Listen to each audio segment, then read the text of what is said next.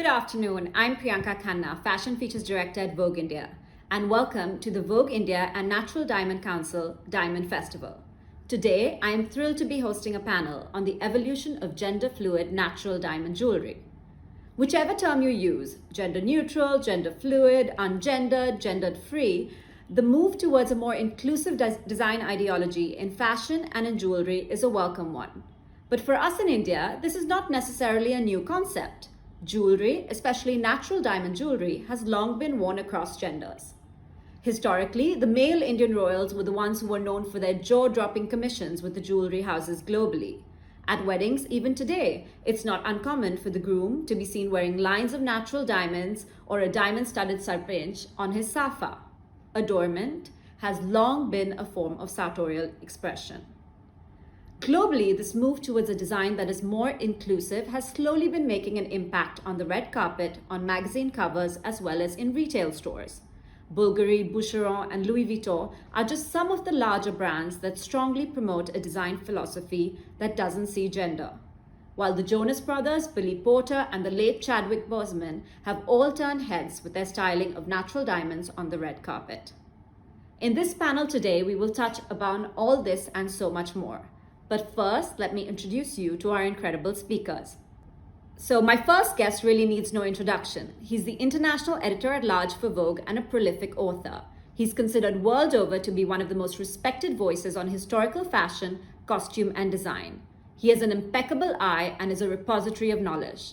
We're thrilled to have him with us today. Welcome, Hamish Bowles. Thank you so much. Thank you for having me. I'm delighted to be here. We look forward to a great discussion.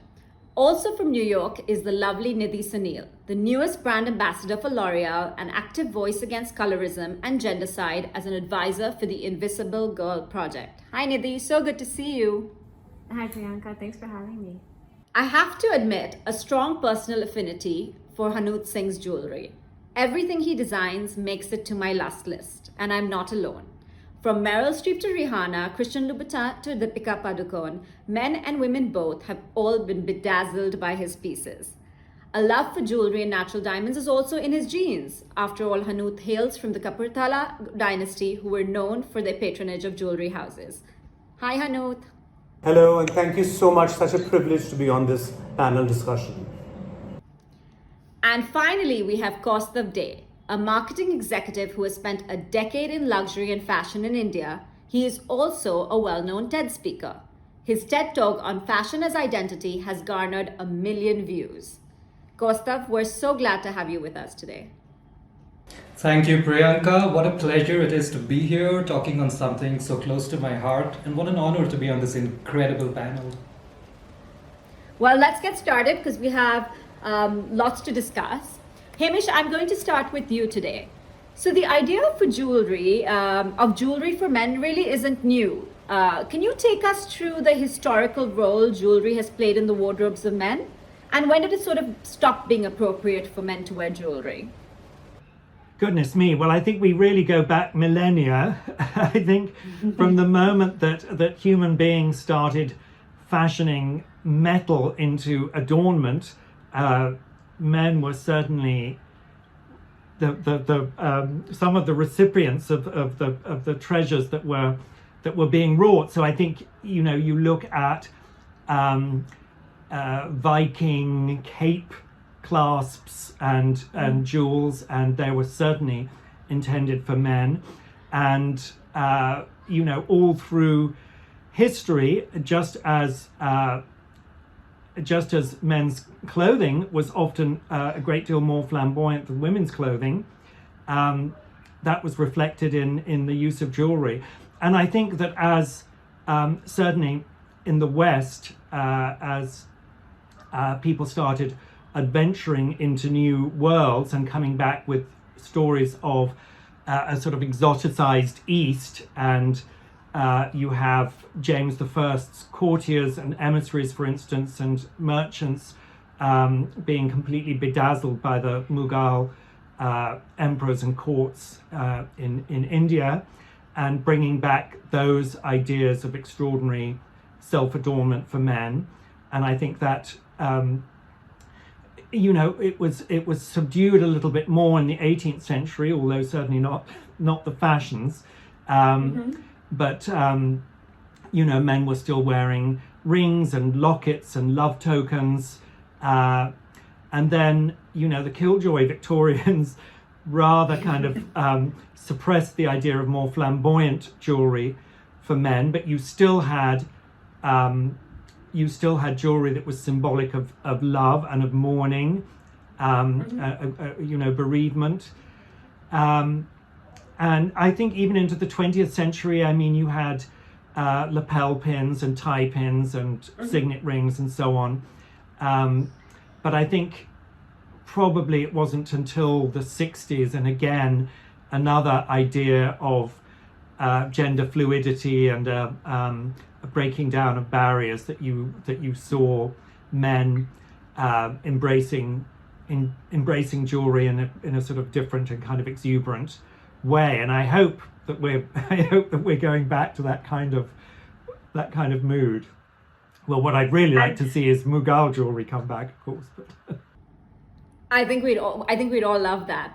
So, which is going to take me to Hanut, because obviously, Hanut, your family has long historically been patrons of jewels.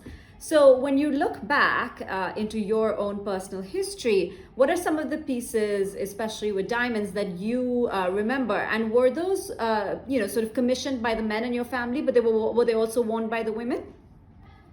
Yes, absolutely. So my great-grandfather was actually one of the first Maharajas who went to Paris and sort of took all his loot and bounty.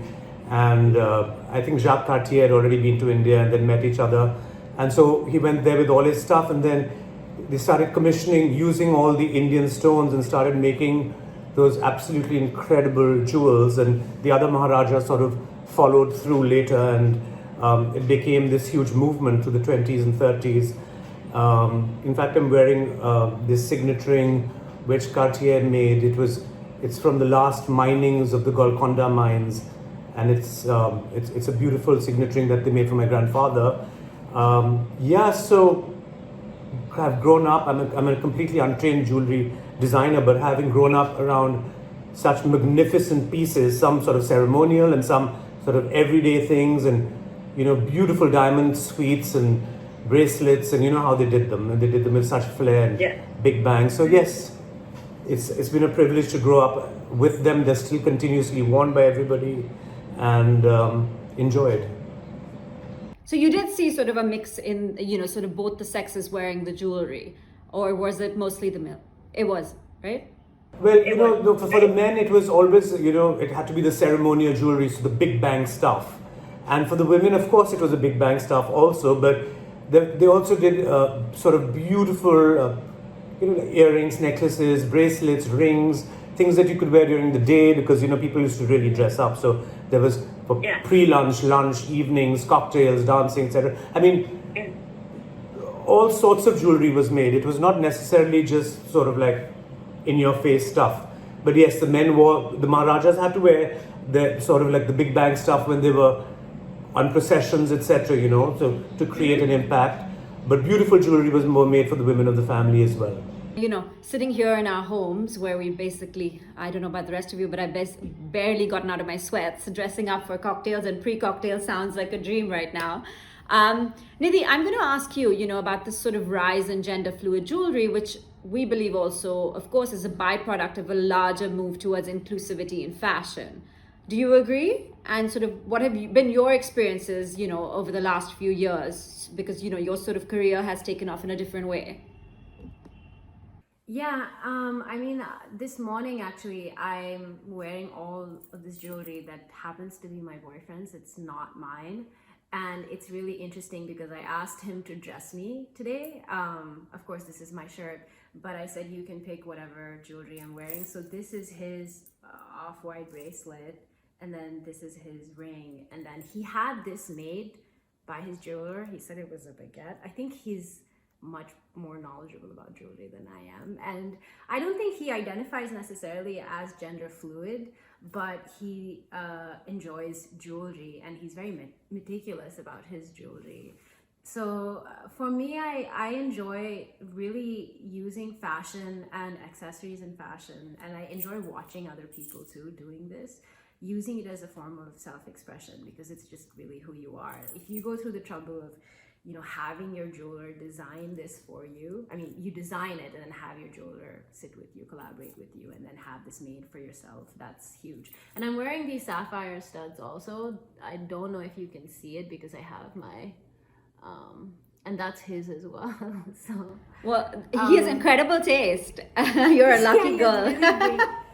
He has really great taste in jewelry, and I've noticed this about a lot of my male friends who, you know, have a disposable income. They want jewelry, and there's something about the aesthetics of wearing, I guess, shiny things on your body that has a special appeal to everyone. And it's really nice to see my male friends adopt that, because I feel like heretofore it was very like a thing that women did that men sort of felt like, and men sort of felt like they had, you know, it wasn't really their territory, at least when I was growing up.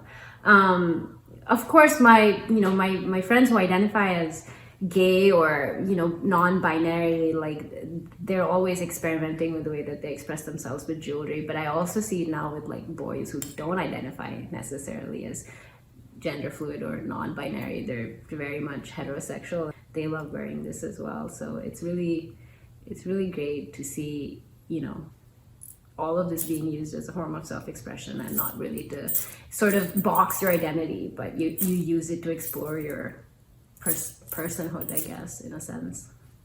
I think that's great. I think it really is an exploration of your personhood. And Kaustav, what do you think? For you, what's been a moment, you know, in pop culture or, you know, in a campaign, in fashion, that you felt that really signaled this shift in recent times? You know, Priyanka, I think fashion's always been an expression of identity.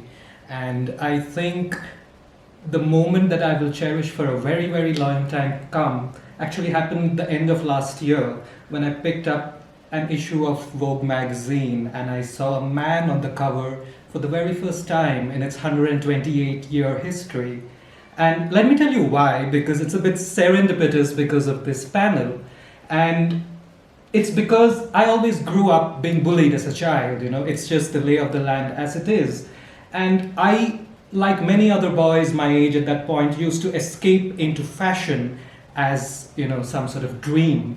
And at that point of time, it was the pages of Vogue magazine with its incredible couture, its incredible supermodels, that showed me that a world of magic was out there somewhere. It may have been a world that was forbidden to me, shameful even for a man to participate in, as my bullies would have said, but you know, it was in those pages that I discovered a man's voice as powerful as Hamish Bowles, who is right now with us.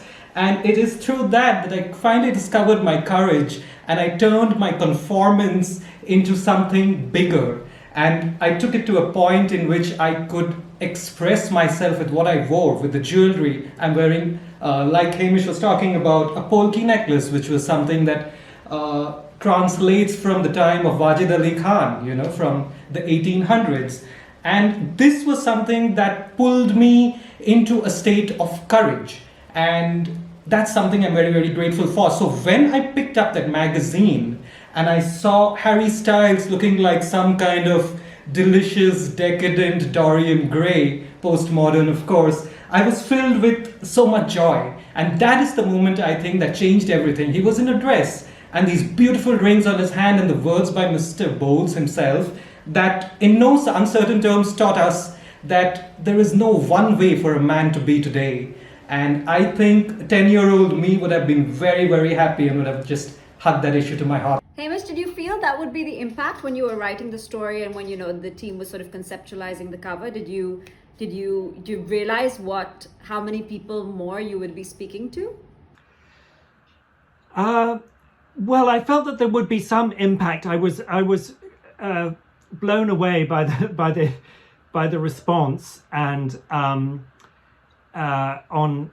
you know, on several sides of the argument. Of course, it very much energized some right-wing pundits who felt that it was not appropriate for men to be experimenting with their clothing and so on. So that, of course, was an unexpected but not undelightful reaction.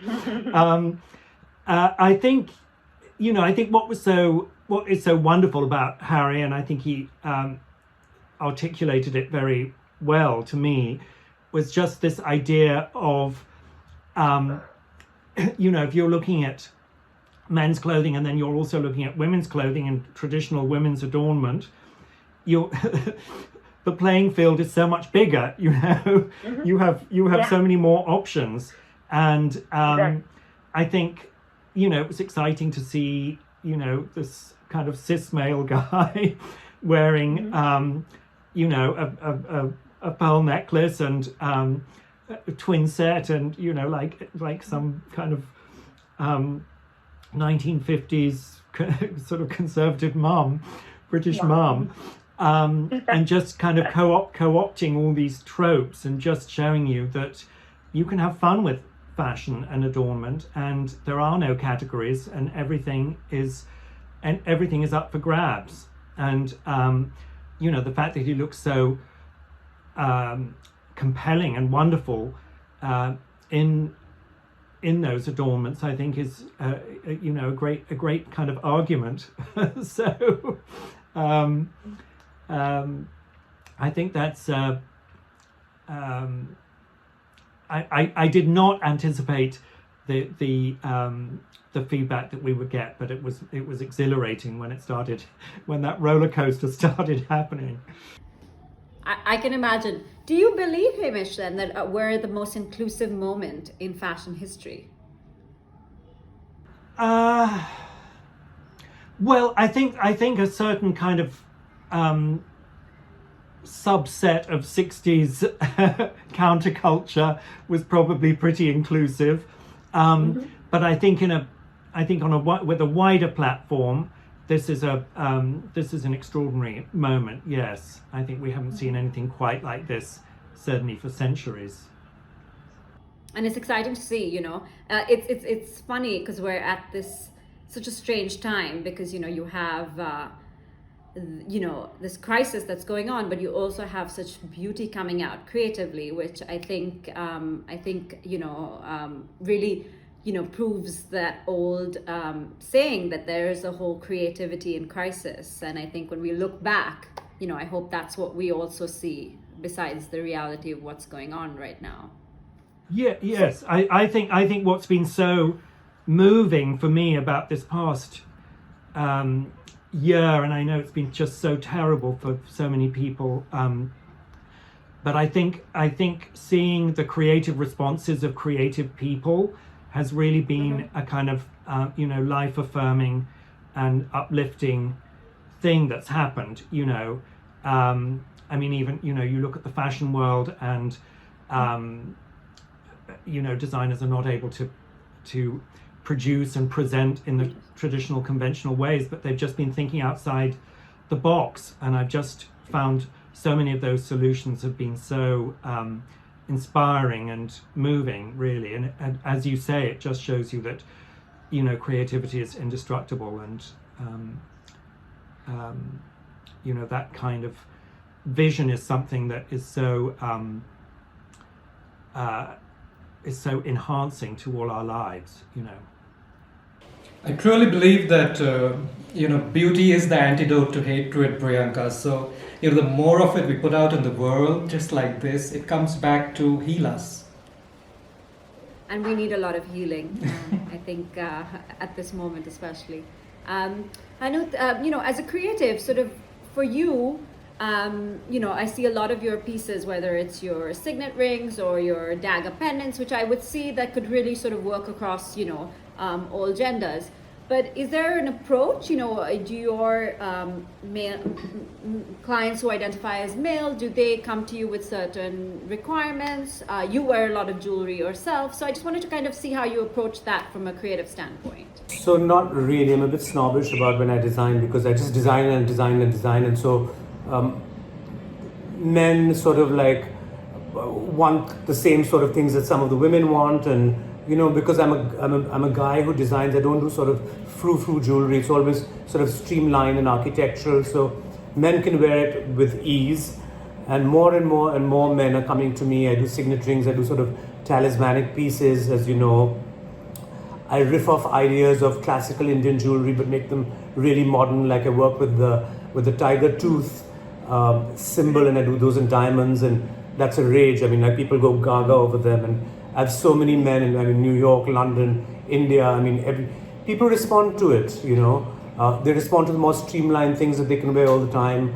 I also wear lots of sort of astrological stones, but done in a chic manner, around my neck, and people sort of really respond to that too, and say, oh, could we get an emerald or maybe a little Golconda diamond with something? And so I see more and more men wearing jewelry, and it's wonderful. My God, and hip hop and rappers and all, I mean, their jewelry sort of like uber in your face, sort of blinged out, but the young generation today, my nephews, etc., they all sort of love, and when they see, everybody sort of responds to jewelry now.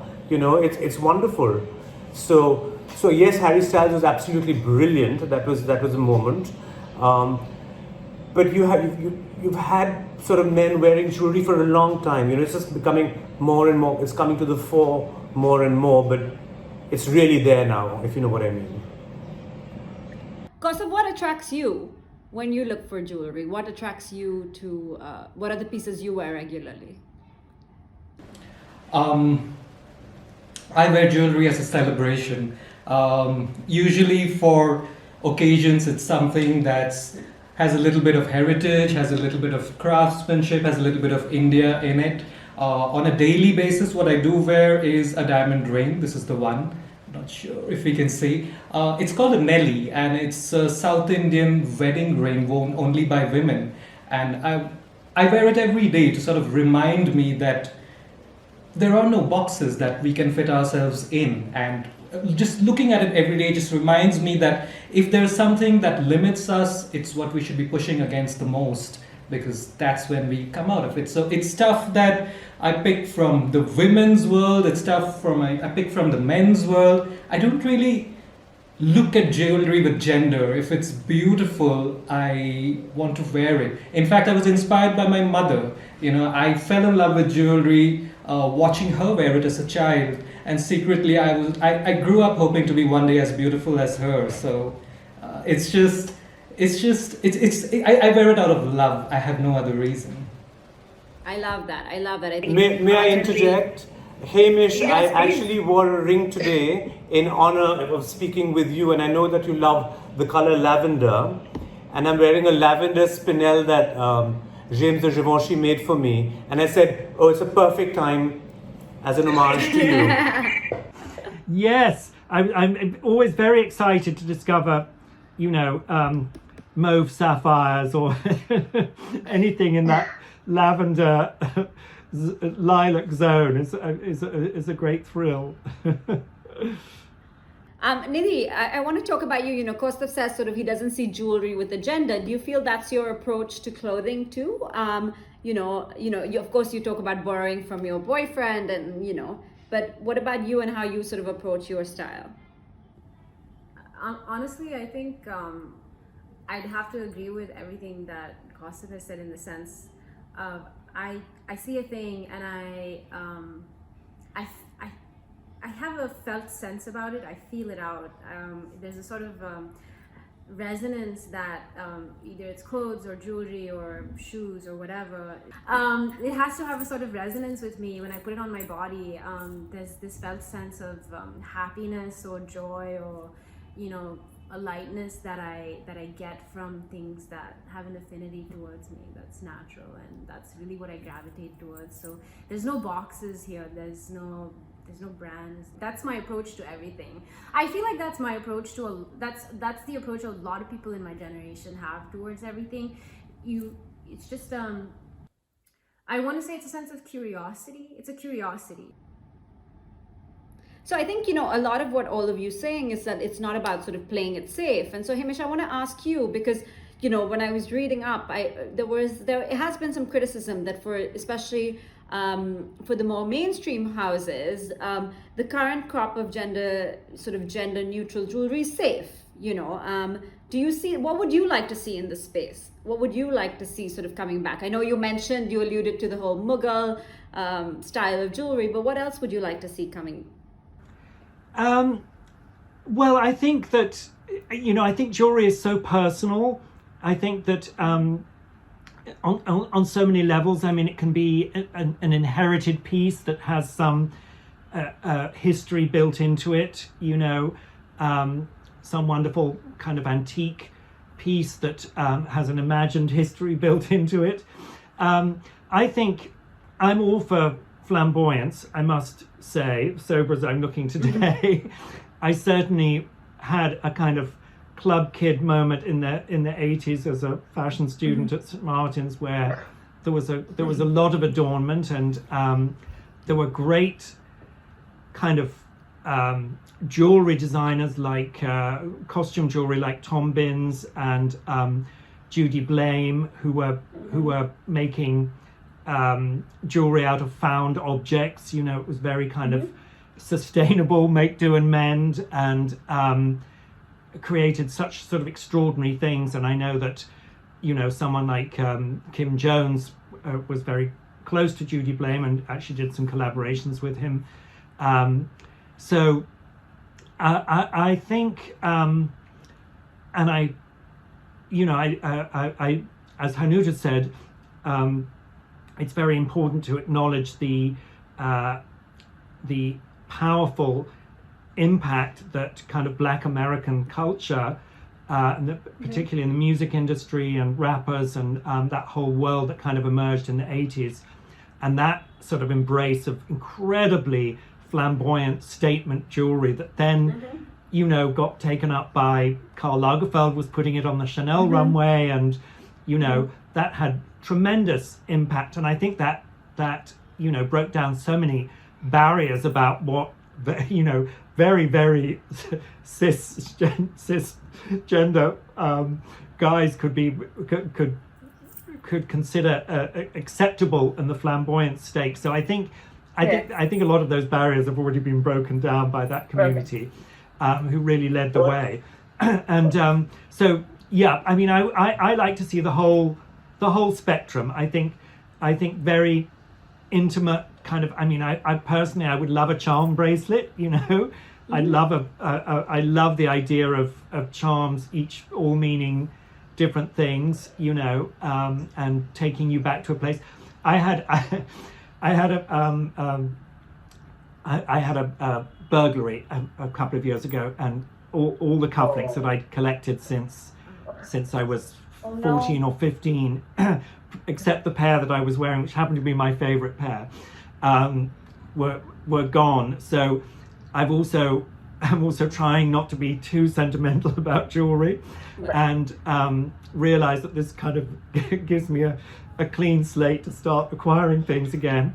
But what I loved about jewelry for myself was the idea that everything had some resonance. Like, I'd found it in a indigenous Peruvian market in Cusco, for instance, or everything spoke to me of travels or friendship, love, family, and I think that's something that's so potent and powerful about the idea of jewelry. All these kind of stories and resonances that are built into it. So I would love to see little personal, trinket objects, and I'd also love to see some real, Maharaja bling. The big piece. Particularly in my new jewelry wardrobe. Let's see. Hanut, when you look at when you look back, what are the stories that excite? What are the stories that sort of inspire you? I mean, I've been obsessed with gems and jewels and stones and settings since I was like about 2, 3, 4, 5 years old. And as I said, I was completely untrained. So for me, the training was to see like how the clasps were made. When I started doing jewelry when I was 30 years old. I didn't do it before that. And so I came completely untrained. And so I started with the simplest shapes. But because I'd grown up around all this amazing, the great masters. And I do believe the 1910s, 20s, and 30s was the golden age of jewelry. So to grow up around that and see it like, my mom wearing something, my grandmother, my sister, my uncle, or, just to see the color combinations, the way things were set, the finesse of it all was such an education for me that I think it was the best education possible, because to live amongst it, to see the color combination, even clasps, there's always it's a bit difficult with clasps, especially if it's not perfectly done. Being able to play with natural pearls. I mean, there's a difference between natural pearls and sort of cultured Japanese pearls or river water pearls. To see sort of sugarloaf cuts and cabochons, and I feel very privileged, and I hope it's informed my jewelry. Like what I like to say is my jewelry is like a cocktail of ideas, some things from the past, but very much of the present,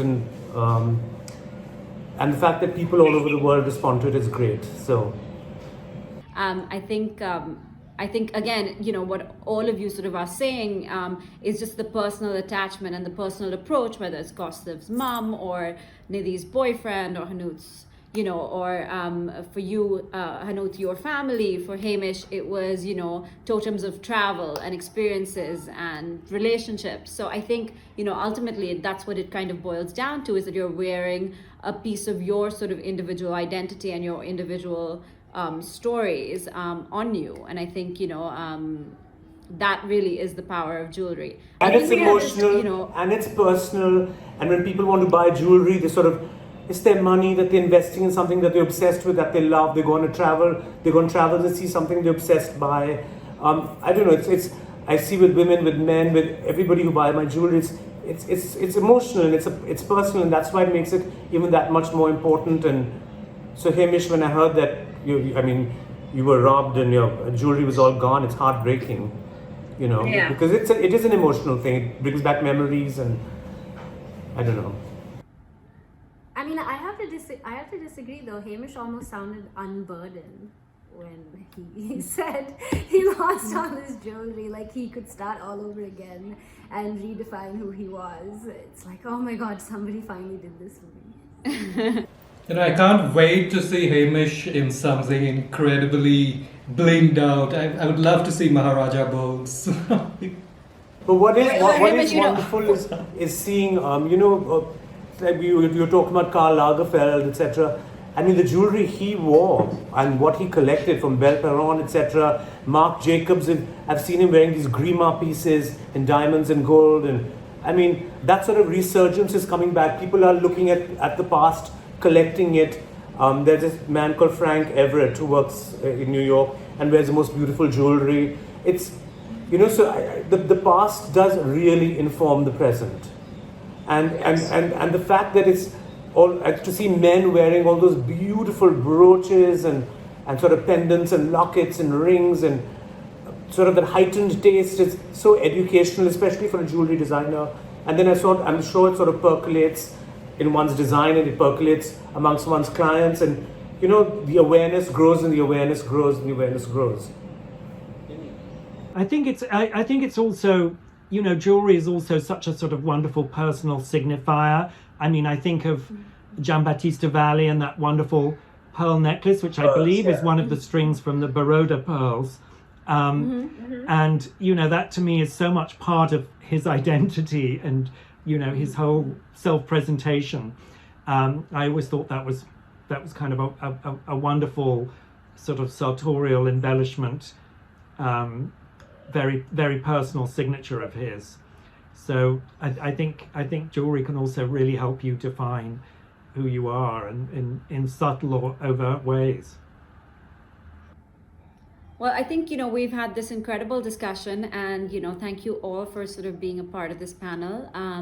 I think we've had some really interesting stories and points of view, and Hamish, I hope your collection grows stronger and you're allowed to sort of travel across the world and find new pieces soon. But thank you so much. Is there anything any of you want to add, or, is everyone good? I just think, Priyanka, that this is such an important conversation to be having, and it's such a wonderful message to send out into the world. And I've always believed that fashion is an expression of who we are. And if it is our armor, then I believe that jewelry is what protects the soul. And we should wear it with love, we should wear it with impunity, and we should wear it as much as we can, to draw every eye to ourselves in the room, to show that there are differences in the world. And that is something that I'm so grateful for having this conversation with this incredible panel. Thank you. Thank you all. Thank you so much for being a part of this. Thank you.